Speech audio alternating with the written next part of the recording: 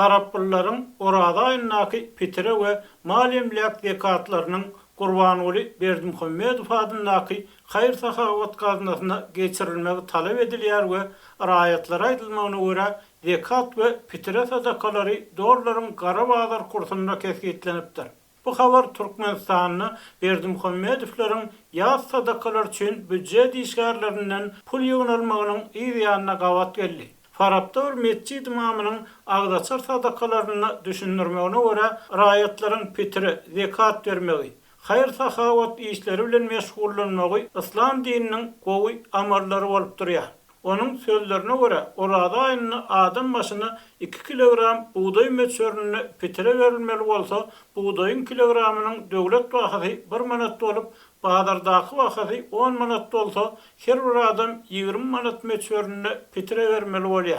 Şeýle de yerli mamyň sözlerine göre raýatlaryň mal mülkünden vermeli zekatlary hem bir Amerikan norlary 40 manat bahasyndan hasaplanmaly we adamlar şol hasapdan zekat vermeli edilipdir. Egerde beýleki etraplarda hem şeýle hasap çykarylýan bolsa, bu Türkmenistanyň raýatlaryň pitire, zekat tölegleriniň hem ençemesi ýokarlandyrylan anladýar.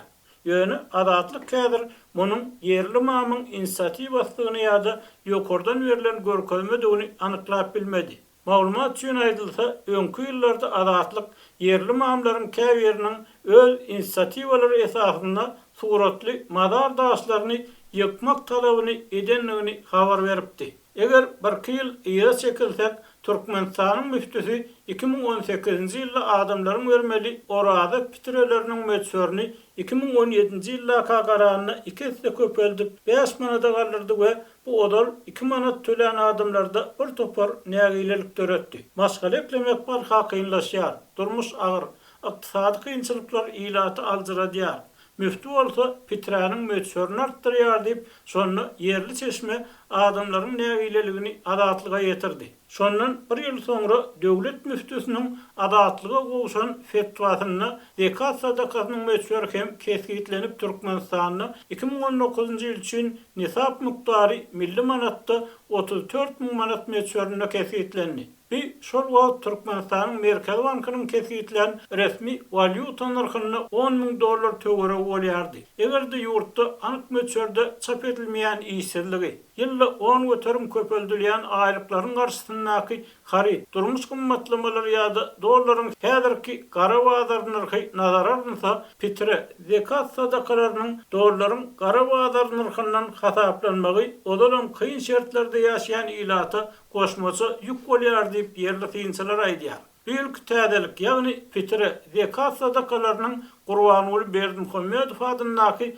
gazna geçirilmegi baradaky talap bolsa, adamlary hassa geň alýar diýip habar çaýtdy. Onun sözlerine göre mal emligi, artykmaz puly, altın, kümüş şay tepleri olan adamlar her Amerikan dollary meçhöründäki baýlygy üçin 40 manatdan pul jemläp prezidentin golaýdy öz adyna döreden hayır sahawat gaznasyna geçirmeliligini gözlerini tegelep öz gulaklaryny ynanyp bilmediği adam kän boldy. Telekeçiler, gruply adamlar öz ýakynlarynyň arasynda goňşy bolanlaryny garyp ýa mätäz adamlaryň, ýetim çagalaryň, hostarsyz naçarlaryň köpdigini aýdýarlar. Olar öz pitire pullaryny, zekatlaryny hem öz bilýän, görüp ýören adamlaryny berjekdiklerini, prezidentin adyna gazna berjek dälliklerini aýtdylar diýip habar çaýtdy. Onun sözlerine görä köp adam hayır sahawat gaznalary diýilýänlere inanmaýar. Käbir bolsa, egerde dogry dürüst dolandyryş bolsa, ykdysady meseleler dogry çözülse,